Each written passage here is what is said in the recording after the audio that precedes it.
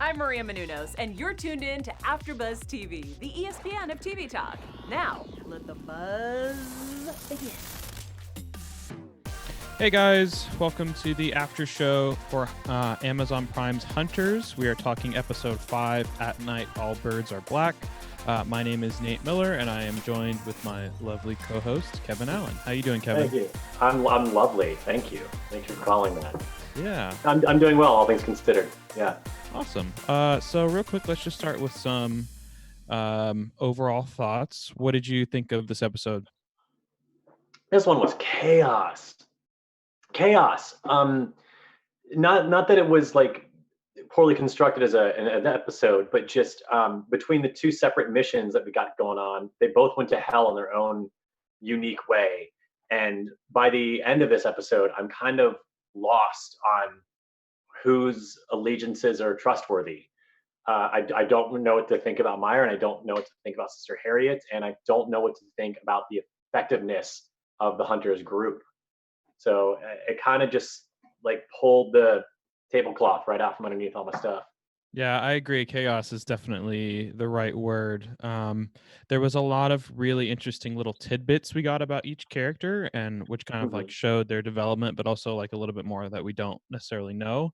So I really appreciate them sowing the seeds for that. And like you said, I liked how they split up the two groups so that they could both kind of progress down a similar path, but taking like different choices. But anyways, let's just kind of get right into it. First, I'd like to talk about Jonah getting his training from Joe, and eventually he goes on a mission with Joe and Harriet to go after Dieter Zweigelt. I know I'm saying that wrong. But we get this, interesting sequence of them going up to the house, and Jonah is pretending to be from the Young Republicans, asking for his signature in order to verify him. What did you think of that scene? I think it's really nice seeing Jonah have a specific role within this group. I guess he's taken the one that Lonny was supposed to have. Oh, it did a thing. That's all right. Kevin will be right back with us. But I agree with what you're saying. I really like the getting able to see Jonah actually take an opportunity to be a part of the group instead of just kind of being like a tag along this time. I was actually kind of concerned when he was questioning him about what group he was from, if he was going to figure it out, but it kind of made sense that he didn't. But I did really like the scene with the daughter where she kind of is coming in asking about the fireworks and gets a good look at his face. As we see at the end of the episode, she kind of recognizes him. So obviously that's going to come back in some way, but I thought that was really interesting, especially after getting that long speech in the beginning to Jonah about how, you can't hesitate when the time is right. You have to be able to make the tough choices. So I think for them, for him to get that speech and then now to see he's going to have to make a tough choice being involved with Dieter's killing after just meeting his daughter, it seems like that situation is going to be kind of complicated. Can you hear me? I can hear you. Great. I've learned that my phone has a problem with Zoom, like once and for all. Yeah. It's official. So that's okay. Happens to the best of us. Well, I apologize for the lackluster quality and what we got going on here, but we work with what we have. Yeah, we're making the best. I hate to say I missed your last comments. That's perfect. We'll just keep going. Okay. But I don't know how much of my answer you got. I like that Jonah has an official role in this group. I feel like he's kind of taken over what was supposed to be Lonny's spot, which is kind of great because I don't feel like Lonny is very effective at being this master of disguise. So it's good to see Jonah having a skill set. He's pretty good on his feet. He does blend into a crowd really well. And I just like that he has been accepted more or less by the group. He has something to offer. Yeah, I mean, especially with Joe too, because we know that on their first mission, Joe got really upset with him for messing that up. Yeah. So it's good to see them get some kind of bonding time. I feel like if you win Joe over, you win over everyone. Yeah, he definitely probably is the toughest one. So after they verify that he is who they think he is, they sneak up on this 4th of July party and kidnap him for him to reveal a couple different things. He reveals some names about of the Ghost and like some of the other Nazis we had heard of. And he Yeah. also reveals that not only are there a bunch of them at this party currently, he says that there are thousands of Nazis that were recruited by the CIA and the Russians in the post-World War II era, which we know is technically factual. It's a little exaggerated in this regard. But I thought that was kind of, I mean, it makes a lot of sense given how structured we've seen the Nazis to be, that it wouldn't just be like a handful of doctors in order to pull off these operations. What did you think about when he kind of revealed that? Are you referring to like the whole Huntsville, Alabama commercial? Like just Yeah, all of that information? yeah, Man, I'm so conflicted by that because I know the show heightens the truth, but there's still a seed of truth in all of it. So that, no one wants to hear that their government secretly recruited Nazis. Uh, I remember someone telling me an adage, if you want to call it that, a long time ago about like, say what you will about the Nazis, but they got the trains running on time. And so I'm like trying to accept, I know it's awful, but it's like, well, they do good work. yeah, And, you know, trying to keep in mind that maybe not every one of them is an awful, awful person, that they just were someone who worked in the German science division at that time. And uh, this is how I feel. I'm super conflicted by this information because it kind of recontextualizes everything you understand about your community, yeah, whether it's the local like neighborhood Fourth of July picnic community or your town community or the nation community you have. It recontextualizes everything. And like I said, this episode being chaos, by the end of it, you feel as if you don't know where not you stand, but where within everything you stand. Everything around you is makes you feel lost. But yeah, he spilt names. Like he had no problem giving it up. I almost felt for this guy. I almost felt like he was one of these people who is not a terrible monster, who just was in the wrong country at the wrong time. I mean, he says that he, was just content making a new family and had a new life and stuff. But even then, I think that's why they make the distinction that he wasn't just like a Nazi scientist. He was the guy that drowned a bunch of kids Yeah, and to test them. I was upset that Joe didn't get to have the eye for an eye revenge, if only to kind of reconfirm for me, an audience viewer, that because I'm the kind of person who likes the idea of people getting a second chance, likes the idea that people can change for the better.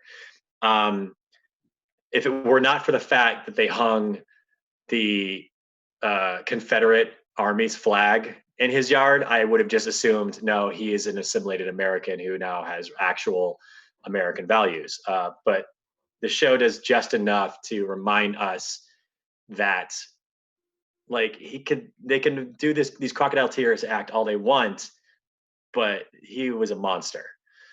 Yeah, I mean, this show also too has kind of established this morality for the hunters of they kill people, but people that really deserve it and people that would harm other people Yeah. if left alive.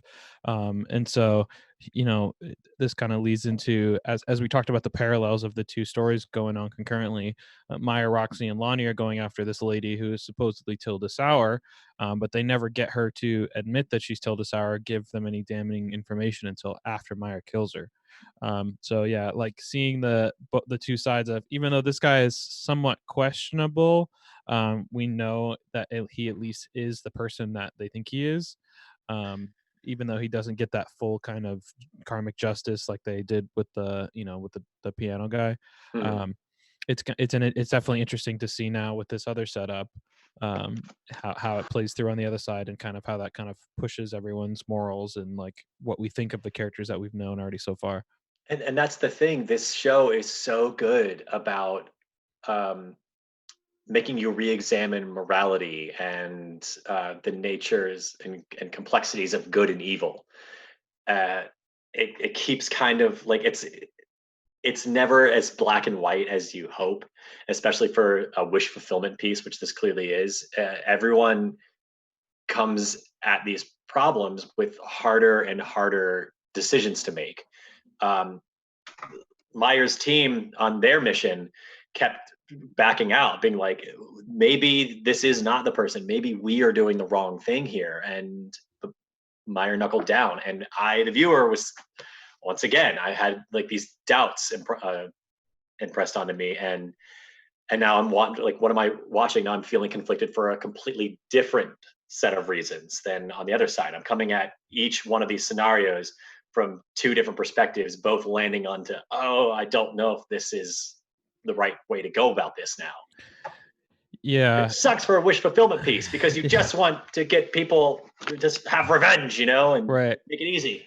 But life is never that black and white, I think is kind of the message.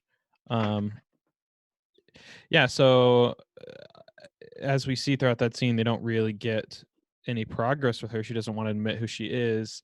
And she starts having this side conversation, it sounds like in German, with Meyer. And then she says something about his secrets or him lying or something like that. And that's when he's like, all right. And he just shoots her.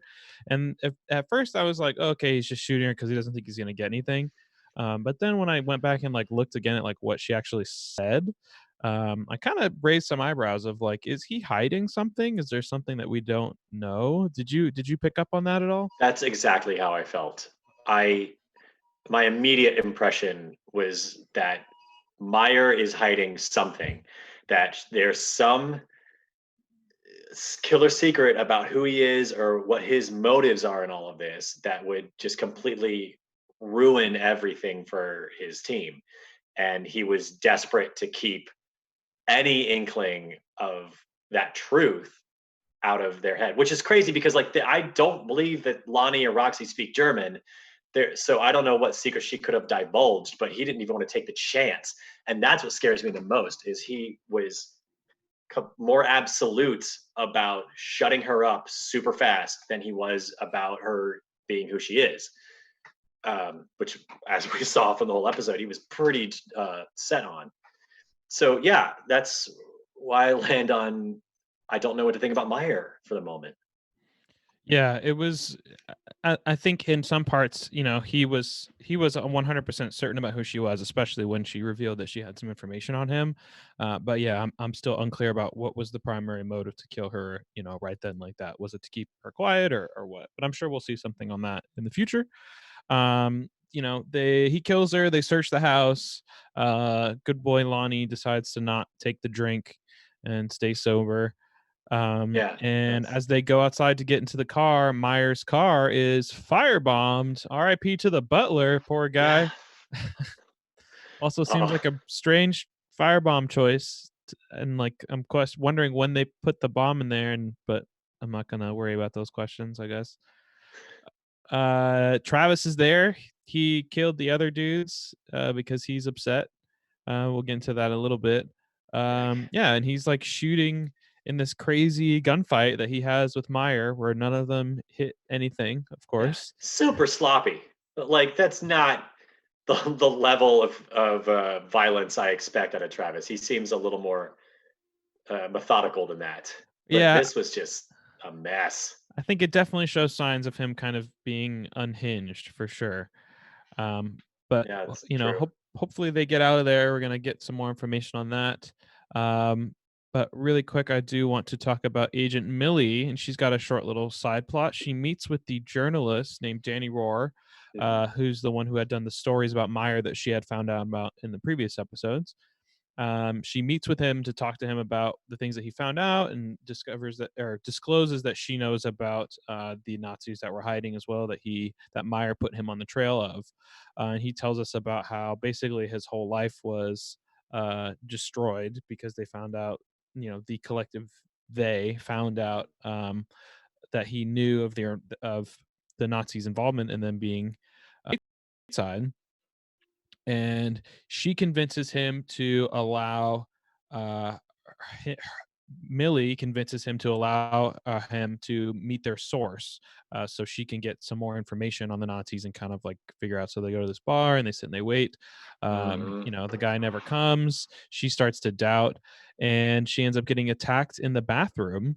They call her a whole bunch of slurs and show pictures that they've been taking of her and her wife.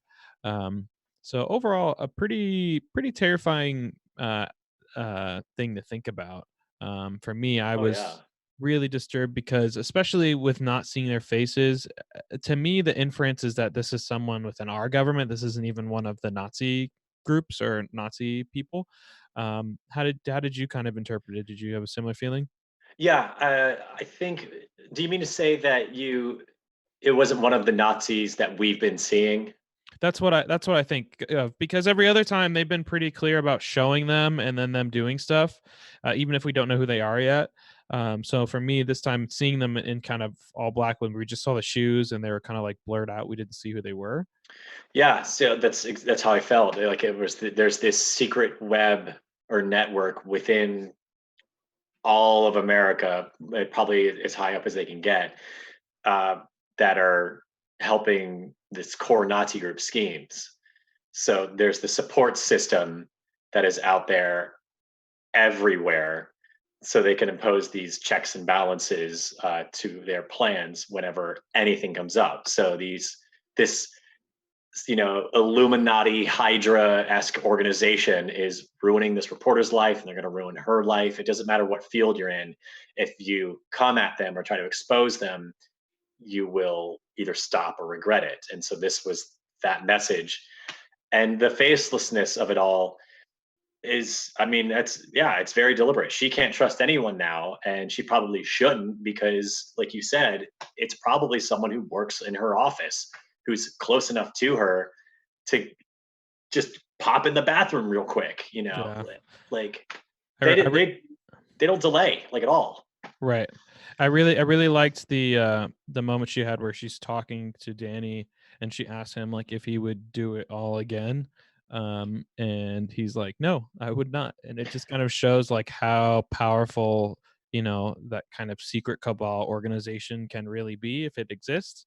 And that they can ruin your life and make it very difficult for you, even without just straight up killing you, make it very difficult for you to live and be discredited and kind of, completely upend everything you've worked on.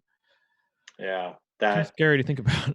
it is. And we as television viewers have seen so much of this medium and these stories that we kind of have these expectations. And it's one thing to subvert an expectation, it's another one when someone's like, would you do the right thing, and the character just straight up says no, and it's nothing dramatic about it, it's just a honest answer. That's scarier than I think than most things Yeah, it's that we see very, in TV. very grounding. So Yeah. we'll back up just a little bit to Mhm. earlier in the episode when the Nazis gave Travis a delivery job and they all laughed at him. It was a very strange scene. It's clear Yeah, that like, the Germans don't respect him, as they call him the American and stuff. Um, but well, they're purists, of so course, of course. I'm still a little confused about the timeline. Like they gave him this delivery and then they scoped out Meyer and then the head German guy had to go because the colonel needed him back. So then it was just like the henchmen, and then all of a sudden the henchmen are dead in the back of Travis's uh car, and now he's the one setting the bomb and failing to shoot Meyer and them. It tracks, but it feels like there was like a scene missing or something like that. it felt to me like, okay, I'm following along in the timeline, but they just don't care that Travis isn't getting the job done. Right. I'm also Like, kind of surprised that someone as radical as Travis is just totally cool with just killing two Nazi dudes so that he can do the firebombing. well, he's a hungry for power kind of guy, and just like Biff, kind of in a different direction. Like he wants them to appreciate how valuable he is on this team, and if they don't, then he's going to make it hard for them. And that's one thing about this Nazi grid. I'm not saying this is like a flaw of the show, but there seems to be this weird duality between them being a super precise, well organized secret organization infiltrating everything like clockwork, and them being a dog eat dog ragtag group of people who are just out for power within their own organization. Yeah, I think that's kind of like the major flaw that we're being presented with is that their own, pride and like you said, their dog eat dog kind of mentality eventually will be their downfall. Um, I found it really interesting them setting up the whole thing with Biff and him having the meeting with the colonel and asking to see like the general. And I don't think there is a general. I think she is the highest rank, and I think he doesn't realize that. Um, but I'm really curious to see how it's going to play out, because the secretary that he went to visit said, "Oh, well, I'm not going to change that for him." So I don't think he realizes that he's not going to be able to reverse his vote on the sanctions. Um, Like, at least not without looking the fool. I don't yeah, know how you, like, the gall of him to walk back in that office with that same exact country charm and be like, "Hey, that thing I said, forget all of it. Undo everything I just asked you to do. This is totally me being genuine and not me making your life a pain in the ass." Like, yeah, she's strikes me as a little cleverer than to fall for that trick twice. So back to it's back. like it's not even a trick. Like, literally, it's like someone said, "Hey, I'll go get the groceries," and then an hour later, you get a text from them going, "By the way, I totally didn't get the groceries. You can get the groceries." Like, you'd be like, "You're just an asshole." Like, Yeah. why would I ever do anything for you again? All right. So the last kind of scene that I want to talk about is the intro scene, which at first I thought was a flashback, but then I realized I don't think it is a flashback. I think it's like a current thing. Um, Gotta remind me. Oh it's like yeah, it's like a the doctor and there's like a bunch of kids, and like she goes in the room and all the kids are dead, and she comes out and she's like smiling. well, this whole time we've been hearing about them lifting these sanctions from South America, and Right. we've been speculating and assuming it's firearms. It's got to be this illegal contraband. Now we're seeing it's likely a biological weapon that these people are testing out on these kids in Paraguay. Yeah. Yes, I agree.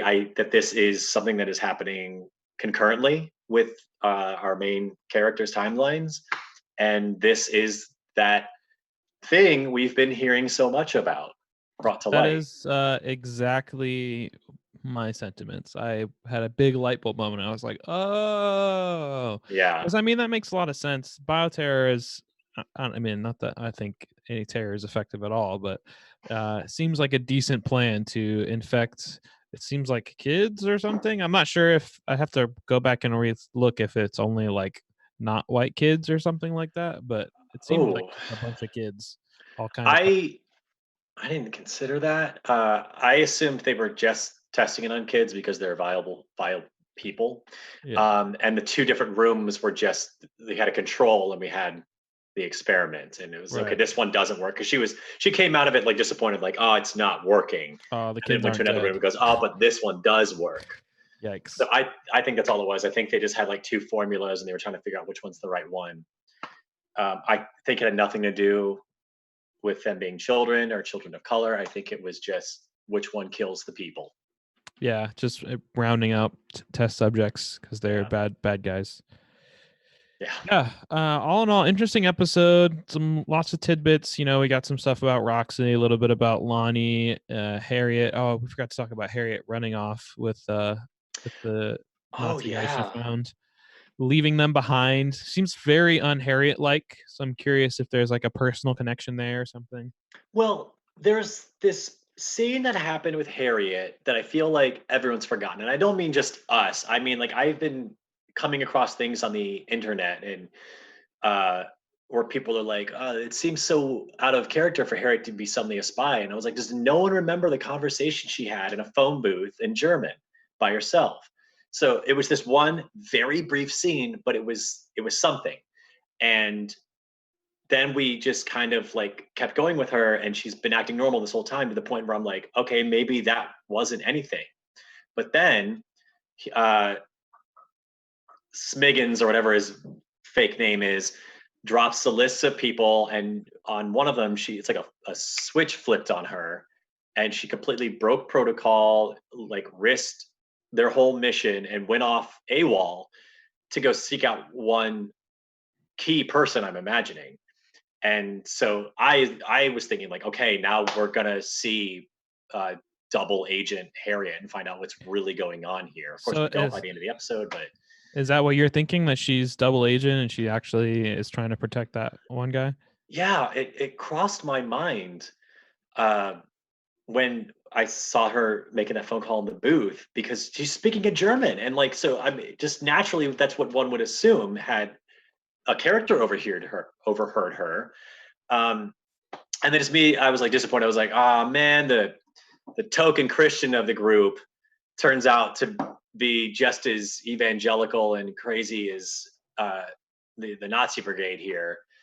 That would be unfortunate, just because I really liked the spread of different perspectives that we had in the Hunters, and so to make the nun, Yeah, I mean, I'm gonna give her a little more credit than that. I think that was still part of her ruse, and even with like, I don't suspect that she's a double agent just because of the German. Given that she is former MI6 and that they are hunting Nazis, I think it kind of makes sense for her to know German without necessarily being a double agent. But now that you mention it, I could see it going that way. see, at first with the phone call, my brain went off. Okay, she's a double agent, but I didn't know which side she was really playing. Yeah. Uh, she could be a double agent for them. She could be pulling a Snape A thing and double just being, double agent. yeah. But after this moment where she completely abandons her team, Yeah, that's what really ruining surprised their me. plans to go God knows where by herself, I was like, well, there it is. Yeah. So I just don't have a lot of faith in her right now. Yeah, we're gonna see. I guess we'll see which one of us is right about Harriet. I have a little more faith than you I in hope the you're right. nun, I hope apparently. you're right. I don't want there to be a secret Nazi in the group, and I don't want it to be anybody, but I don't want it to be her either. All right, So let's. You said you had some news, right? For us, yes, some yes. news and gossip. Yeah, let me just pull out my handy dandy notebook here. Uh, it's a new one because I think I left my first one at the old studio before we all got locked out of it. Before the Yeah, lockdown. before the dark times. So Tiffany Boone, who plays Roxy Jones, she's been making some rounds in the media, in large part to her having a new role on what's it called? Little Fires Everywhere. It's a new show with Reese Witherspoon and Kerry Washington. That's I think it's on Hulu now, and it's been causing quite a stir. Like people seem really excited about this program. And Tiffany plays the younger version of Mia, who is Kerry Washington's character. So if you guys haven't been following Tiffany Boone's career, she's come out of things called the Chi and a lot of other projects, and she's kind of had this reputation for playing women who go above and beyond to protect those closest to her. And I feel like we're definitely seeing that with Roxy. So it seems like it's a really good role for her because if you're playing a lead character's younger self, you're obviously there for backstory, and so we're definitely going to learn. If you're watching that show, Little Fires Ever, you're definitely going to learn a lot about a character and probably their real motives and how protected they are. But the other thing that Tiffany does is when playing these roles is she always comes at it with compassion and self-awareness, which is perfect backstory fodder. On that note, she's also recently appeared on the Kelly Clarkson show where she dropped a fun fact that her first scene with Al Pacino on Hunters involved her screaming at Al Pacino, which is crazy because he's one of the most intimidating men in Hollywood, and not just because that's the kind of role he plays, but also because of his stature. He's known for playing crazy guys, and she's got to come at him and out crazy him and out intimidate Al Pacino, which is just insane. So kudos to It's her. a tall order for Yeah. sure. And she said what made it really hard was that Al Pacino was actually like the kindest, sweetest man and was just super nice to her. So she decided the best kickoff for a challenging young actress. Awesome. So I'll I have just to thought it was check that great. out. I think she's really talented. Yeah, I I'm liked really enjoying her her. performance on the show. So I feel like I'd really enjoy her performance on Little Fires Everywhere. Yeah, her speech on welfare in this episode was very, very well delivered. Oh yeah, God, I love that scene. All right, so let's wrap this up before we get out of here. Let's do some predictions. You have any predictions, Kevin?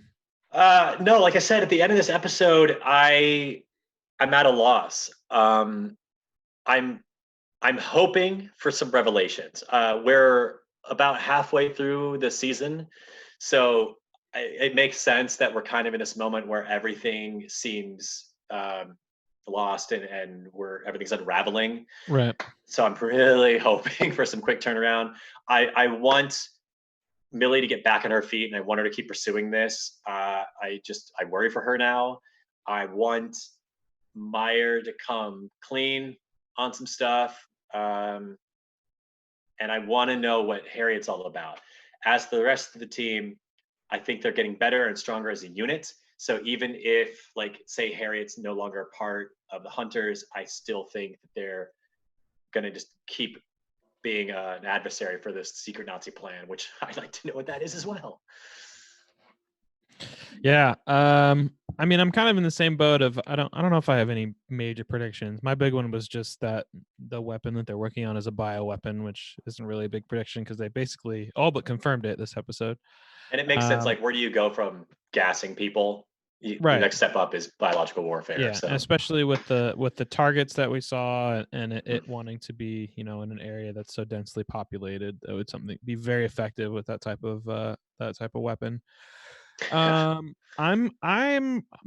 prediction is that Travis might turn on the Nazis, maybe. Not okay, that like where he might. Sorry, go on. I don't think that he's like a super redeemable character and he's gonna like join the Hunters. But I could see him in the end choosing to like stop them or like defy an order in a crucial moment that like caused the whole thing to crumble down or something like that. I just think that he's a little too stubborn for them. Yeah, I can see that. So kind of not like a rogue agent who just okay. Like I could see maybe Biff recruits him to like to sow more dissent or something, just to kind of like add like a third faction or something like that. Yeah, because Biff is, as we've seen, has no problem going off on his own.